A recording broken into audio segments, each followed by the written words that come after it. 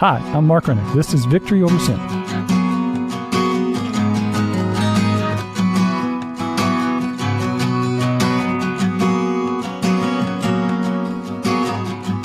The price you paid for my life, God's perfect sacrifice, sufficient for me.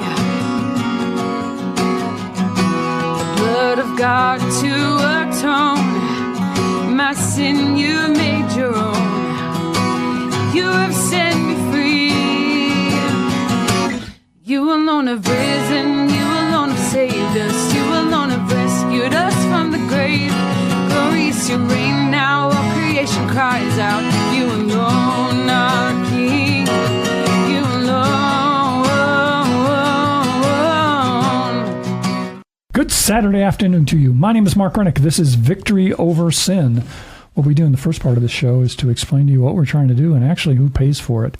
Victory Over Sin is funded by an advocacy arm of St. Vincent de Paul of Southwest Idaho. And what we attempt to do is to educate you, the Idahoan, about what it's like to be incarcerated, to come out of incarceration, and to blend back into community.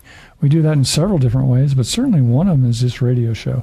And we've been doing this radio show since Christmas of 2016, so you can go back to the archives of KBXL if you wish, or anywhere you listen to your podcast. Look up Victory Over Sin and see my name, Mark Rennick, and you can see all the past shows. If you go to that and you do that, you will see state senators, you'll see a governor, you'll see people who've come out of prison and came right to the studio. We got one gentleman who was actually going right back into prison, and he did the show before he went back in. There's also agencies who support people coming out of incarceration. They've all been on the show. We've got all sorts of officials with the Department of Corrections who have been on talking about programming. Basically, it's a good body of work to understand how the Department of Corrections works here in the state of Idaho. So we're proud of it. Go take a look at it and let us know what you think of it. In addition to that, we also do a PowerPoint presentation that we're happy to share with your neighborhood association, your church group, your business, if you will. It is about a 20-minute PowerPoint that we will bring to your location, and we'll do that. We'll show that, and the great thing about this is that it is led by a returning citizen themselves. So they will share the information, and they'll be there to answer questions. Remember, 98% of the people who live in the prisons out south of Boise and Desert, they're going to all come back to community. So if you want to learn about it, understand it, perhaps this is a way to do it. At the end of the show, I will let you know how to get in touch with me, and we'll be happy to help you with any and all of those questions and or issues. If you have been listening to me over the years, you know that we've certainly gone and grown in terms of our influence and the services that we provide. But as of right now, we'd like to be the first place that people go once they leave incarceration. We would love for them to come to our office. The main one is at 3217 West Overland Boulevard in Boise. And at that point in time, we will help you with bus passes, with food, because I'm adjacent to my main food pantry. We'll give you clothing vouchers, and then we can link you to other resources that you might need on an ongoing basis as you are released. We have an extensive employment program. There's usually one of those people in my office at that point in time, too, that can give you the immediate kind of connections to finding employment if you do not have that. In addition to that, we have another office in Caldwell that's located inside probation and parole there in Caldwell. If you're going in to check in with your probation or parole officer, just ask for St. Vincent de Paul, and they will hook you up over there, too. If you're walking around the track or you're in prison now and you don't have a ride when you leave, have your case manager send me an email. We'll actually pick you up. They'll send me an email, and we'll pick you up and take you through the first couple of days as you transition back in to community. Another price, probably if you need some more information, you can always go to www.svdpid.org and click on reentry. There should be a bunch of data there. This is going to be an interesting, unusual show, and I'm looking forward to interviewing our guest. We'll be right back to do that in just a second. Idaho has an incarceration rate of 761 per 100,000 people, including prisons, jails, immigration detention, and juvenile justice facilities, meaning that it locks up a higher percentage of its people than any democratic country on earth. This program works to continue the discussion centered on informing Idahoans for the need to understand not just the numbers and costs of incarceration, but the emotional burden the process does to families of those incarcerated. 98% of all residents incarcerated at the present time will return to our community. We welcome a dialogue about the support for this population. Please get involved or contact us for additional information. Okay, this afternoon I am actually sitting across from, I believe it or not, this is Misty Monster, the art of mystery monster, morbidly adorable. I almost blew that line, didn't I? I'm going to say that she's a storyteller, a creator, a writer, and a visionary. I apologize for messing up the name of your website. Misty, thank you for coming on the show. I appreciate it. I'm really happy to be here. I think this is pretty amazing. It's going to be fun, I think. Mm-hmm. I was, tell us a little bit about your birthplace and background and all that kind of good stuff. I am originally from Owyhee County, so I live... Wow, yeah, really? I grew up out by Gibbons Hot Springs, nestled right between the Snake River and the Owyhee Mountains, so... Isolated. This is where my family is from, many generations. I have lived in Idaho most of my life, but also lived in Western Washington, kind of that corridor between Seattle and Portland. So my family's lived there. Some of them live there now. Bounced around a bit to Boulder, Colorado. Lived in New York for a year. Oh, awesome. Yeah, I love living there. So kind of done a little bit, but always come back home. Yeah, Boulder, Colorado I went to school at the University of Kansas, and when we would have time or get bored, we'd go to Boulder, Colorado, because that was the place to go back in my day. And, how far of a trip is that? Oh, we would take us 6 hours easily. Okay, yeah. But I was in college, and I wasn't. So Boulder was the happening spot back there in the early 70s. No, that's interesting. I didn't know that about you. Tell me about. I actually had to ask her when she came online. Is this really your name? So you changed your name to Misty Monster. I was not born a monster, but I became a monster. Oh, there is a good line. I bet you said that before. Yeah. My last name is originally Misty Benson. I know some people, believe it or not, have followed me for 20 years, so they've watched this transition. But I was using Misty Monster a lot in my art. And also, it was a nickname growing up. I had a couple uncles that called me that. Oh, that's terrible. So, no, it was funny. Oh. It was funny. It was in a cute way. So I actually thought, I'm going to embrace it. I'm using it half the time.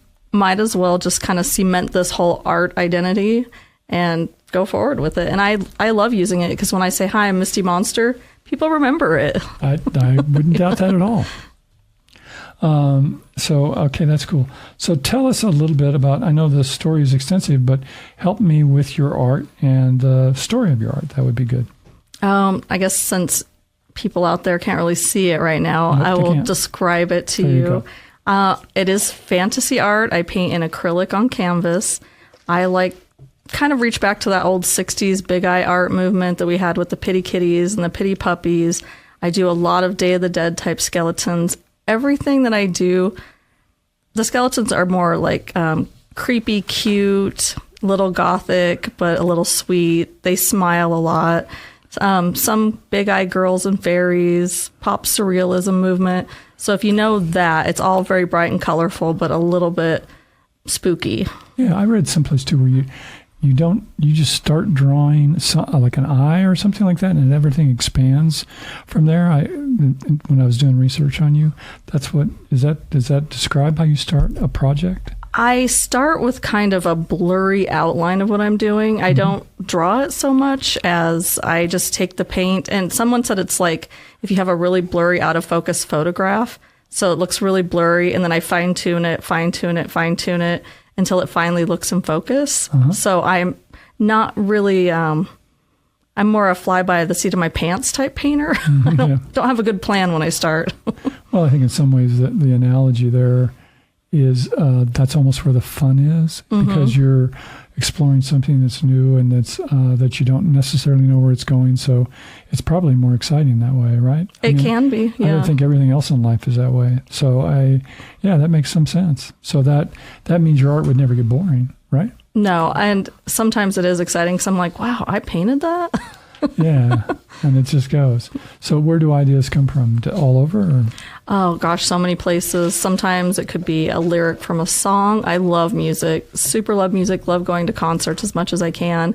So sometimes lyrics from songs. I've done paintings from dreams that I've had. Symbolism, mythology. I love Greek mythology, learning different cultures and histories. So a lot of things like that. And you've had different sorts of places. When we met originally, I was trying to say, well, where can I see this art? And you've got a couple of those entities where you see them on the corners of streets. That's what do you call those things? They're traffic boxes, I guess, or electrical boxes that are kind of on the corners. And now they let artists put their art on it just to make the community look a little nicer. The prominent one most people see is the library in Nampa. I have a electrical box there, and it has Alice in Wonderland wrapped around it. Yeah, that's kind of cool. Yeah. There's like a program where you apply to do that? Is that what that is? Actually, it's really developed into something I know in the Treasure Valley. Yeah, they reached out to me. This was many, many years ago. But yes, it is. I wish I could remember which department does it, but they have it for Boise. They have it for Nampa. They have it in a lot of places. So it's really kind of neat to get on their list and be considered for it. Honestly, like even Meridian right now, I saw that they have if you go to it's usually just like their city council or I don't know where you find the mayor, like that kind of thing. Mm-hmm. And even if you go through there, they're like, oh, we're doing, we want art for the bus stops now. Yeah. So yeah, just go look up things like that. You'd be pretty amazed what we have around here. Yeah, I don't know whether it's a Treasure Valley thing or whether it's an Idaho thing or whatever, but I'm assuming that's just like a burgeoning kind of industry for people, which is really kind of cool, really. It is. The thing I want to bring up too is because, I've been incarcerated and I work obviously with people who are incarcerated. And so much of when you're incarcerated, there isn't much to do. And so there are so many just wannabe artists or by necessity are artists because they'll draw pictures and they'll sell them or they'll make you cards to send to your loved ones or whatever. So that's why I think it's so much of interest to people listening to what you're doing. I know you have some kind of interactions with the incarcerated community via your life's experience here. Address that a little bit if you can. I have actually had multiple family members incarcerated at various times. I even have a cousin currently incarcerated. My mother, and it's no secret, she's very open about it, that she was in prison for 4 months. And so there was a lot of exchange between us back and forth where I vowed that I was going to send her a postcard or a letter every day until she got out. Oh, that's good. And I did. She usually got them in piles. It wasn't like doled out every day. No, I totally understand that. But I drew her a picture because we always joked that she loved Joe Pesci at the time. So I drew her a picture of Joe Pesci and sent it. So, I do have that kind of interaction with, the prison population. So, yeah, I think it's hard to find somebody that, like you had said, that doesn't know somebody. Well, I think one of the reasons we do the show is to let people know that certainly, it seems like I say it every show, 98% of the people who are living in prison here are going to come back out into the community. And we just need to embrace it, understand it, and say that, support them as much as possible because they're going to be your neighbor and you won't know it. I would commend your mom for being open and honest about it. I'm one of those guys that, the barista that pours my coffee in the morning knows that I've been in prison, knows everything about me. But it's much, much better to be that way in your life, and it makes it a lot easier. You don't have to, at least for me, I don't have to remember if I've lied to anyone or not. Right. If you're always just truthful and honest and open. But I think it's the way you've designed, I would say designed is not the right word, the way your life has developed is a tribute to somebody who can have hope, and that this hopefully gives hope to somebody. Does that make sense? Oh, absolutely. Because the path you've taken to get to where you are it wasn't like overnight. It's been a process, hasn't it? Oh, yeah. So the story I always tell is I did not just come out of the womb with a pencil in my hand, ready to paint or draw or any of that. I loved watching other people do art. I loved watching my aunt draw, my mom draw, my uncle draw. And so I would will you draw a picture for me? Never thinking I could do that. But I just thought they're so good, I can't be. So kind of through the years, I would just really admire art. And then I got into a comic book, believe it or not, called ElfQuest when I was probably, 12 or something.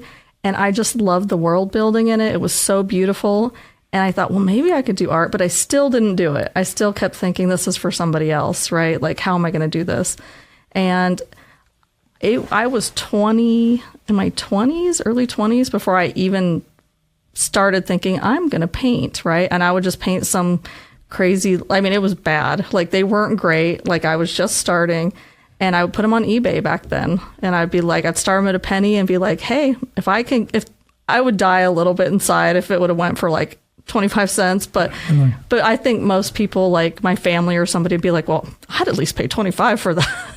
Really? And so did they sell?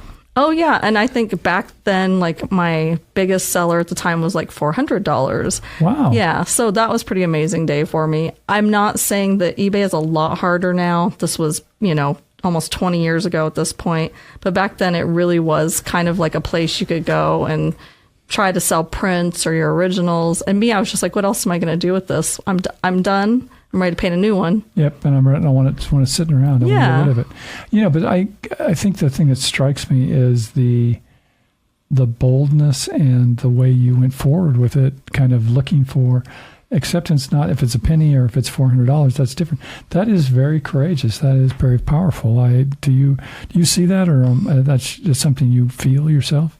Did it empower you as you went forward with that? I think so, but I also had people I looked up to that were doing it. So I wasn't the first one to go out and do this. There was a whole community of fairy artists doing this. It's still got to be kind of scary to do that, don't you think? Yeah, most people, you'd be amazed how many people would write to you through the eBay message thing and be like, oh, I love your art. That's really amazing. Or just the feedback of the people that like, I just got a piece of art for $20. That's pretty awesome. Right. So rarely you would get what we call trolls now that would send out an email, and I would just usually post it publicly. And then my friends are like, oh, hey, I got the same one. Right. So then we'd laugh about it. Yeah. We're like, oh, it wasn't personal. That is, well, again, I think I haven't known you that long, but it's real interesting to see how that's kind of developed for you. And that's very powerful. Congratulations. You've also had, you've been on a Boise Weekly cover, right? I have been on 3 covers over the years. I was really bad about submitting for a while because I started holding on to my paintings, and part of doing the cover is that they actually take that painting and auction it off for at the end of the year. I know. Yeah. So I kind of got behind on doing that, but for a while, I was really glad to do it. Yeah, because I think that's a feature that I've always been intrigued by. I've never gone to one of the auctions, but I've always wanted to. And it seems like everyone that I would have liked probably would have gone for probably more than I had at the time. But it was just a great concept. So, even to have to be bold enough to do 3 of those, that's really impressive. Congratulations. Yeah, it's really nice, too, because they use that money at the end, and they donate it back to community artists that submit for whatever project they're working on. Oh, I didn't know that. Yeah, it goes right back to the art community. Oh, I didn't know that. That's pretty cool. You are also up for like a local artist of the year right now, right? Yes. So we have Best of Boise, also done by Boise Weekly. And so they have like best restaurants, best artists, best radio show. They have all kinds of things, and you had to be nominated. And so I just was like, how do I become this? How does anybody know who any local artists are? How are they doing this? And I think I saw a restaurant say, hey, nominate us on their Facebook page. I'm like, oh, I'm going to ask if I don't, I always think of the Dolly Parton, like saying, she's like, if you don't tell no one, how are they going to know? Right? If you don't tell people that you're good, nobody's going to know you're good. So I just asked friends and family and put it on my Facebook. I'm like, hey, will you guys nominate me? And people delivered. They have now 5 choices of artists you can pick. I'm in 3 categories. So local artist, local visual artist, and local craft artist. So my family showed up. My people showed up, apparently. Got me nominated in 3 categories. Do you know how the link is? Do you know the link off the top of your head? Or is it just Boise Weekly? Or if you go to Best of Boise 2024, there is a link that comes up and it says Idaho Press on it. And it'll take you right into that page. It's I don't know the exact link off the top of my head because it's like idahopress.com /Boise. Boise Weekly, if you guys haven't figured that out the last couple of years. Yeah, but that's so good. Well, hopefully somebody will do that for you. I think that's fantastic. I'll do that myself. Yeah, voting's open till the 23rd. So good deal. It'd be nice to know somebody that was the best artist of right. 2024. That's cool. I'm trying to be Boise big right now. There you go. And if you're Boise big, man, the world is your oyster. Yep. You've also got another project that you're working on for 2025, which I'm kind of intrigued by too. So talk about that a little bit. I started a project. Here it comes, 15 years ago. This is me owning my stuff because people are like, "How did it take you so long?" But again, I don't sell yourself short in terms of the fact that this is something I envisioned, and this is something I wanted to do, and so I'm going to plot to do that and to work towards that goal. So that's a theme that, I mean, I'm going to make a category. I'm going to make an assumption that a lot of people listening to me don't do that. Okay, so how do we contribute and or find out about your work? About that, let's make sure we let people know that. My primary website is morbidlyadorable.com. If you find that difficult to type, like Mark does say. Like Mark stumbled through in the introduction. It's not the first time. You can find Misty Monster Art, and generally you'll find that Morbidly Adorable pulls up in conjunction. Even if you type in Misty Benson, Misty Monster, well, all those go back to me. I've retained all those website links, so they all come back because I still have people that know me from, in the day as Misty Benson. So you can use all of those ways to find me. Currently, I find the easiest way to fundraise is to create a GoFundMe link. So if you go to gofundme.com and then just Morbidly Adorable Art, or tarot. But I am just not with it today, Mark. That's all right. That's good. They'll get there eventually. They'll find it. If they've gone with you this far, they're going to figure it out. Morbidly Adorable Tarot. And also, I think that you can get there from the front page of my website. It's not real prominent, but there's some links to it there as well. And honestly, $5 helps, right? Like, right now, the seed of this is, family, friends, people that have known me, and then I'm branching out into businesses from there. Well, again, I think what we're trying to do, and I think the thing was that's always was attractive since we started talking, was the fact that, people who are coming out of incarceration probably don't have the greatest self-esteem in terms of going forward, and there is something within you that you are passionate about, you are excited about, and that motivates you. And it's not coming out and going to work at Jackson's or going to work at McDonald's, but it's something inside that drives you, that will make you a better person. And what this is an example of somebody who's taking something in her life, and she's worked very hard at it, and she's getting to the fruition where it's actually going to come into this major reality, and it's going to be successful. So that's the theme, I think, that you want to kind of get across from people and to show people that there's hope, right? I honestly believe that, because I have met the people that have done art work in prison or, done portraiture and stuff like that. And in some ways, I don't think that they realize, but they honestly have been more brave than I do. I just go sit in my room by myself and paint something. I don't have somebody sitting in front of me, or there's no pressure for it to look like them unless it's a commission. And honestly, I'm guessing that they probably paint faster or draw faster than I do. And that's actually a gift if you are fast. I know the people that typically are making a living at their art are people that can produce in a certain amount of time, because then they can take more commissions, or you do something on the spot and somebody is like, hey, I'll give you like $30 for that or something. Like, you just made money doing something you enjoy. So they probably have a great foundation for this and don't even realize it. I think if you ever come, people, hopefully somebody will stop by my office one day, you'll see that I have a lot of this art in my office on the wall that people have sent me from prison, and the stuff is just amazing. And there's some tremendous stories behind some of it, in which a gentleman in B Block at Max sent me this picture that you just cannot believe, and the story of listening to this show, believe it or not, and how he listened to it, and his estranged lady, mother of one of his children, heard us talking about him, reached out to him, and then actually they connected. They have another child. They're married now, and they live in Nampa. So I mean, there's really some neat stuff that can happen. That's amazing. This. So it's very, very powerful. So yeah, I just encourage people to get involved with this and to go forward with your dreams. I just want to say one last thing that we had mentioned, that he was like, we should bring this up.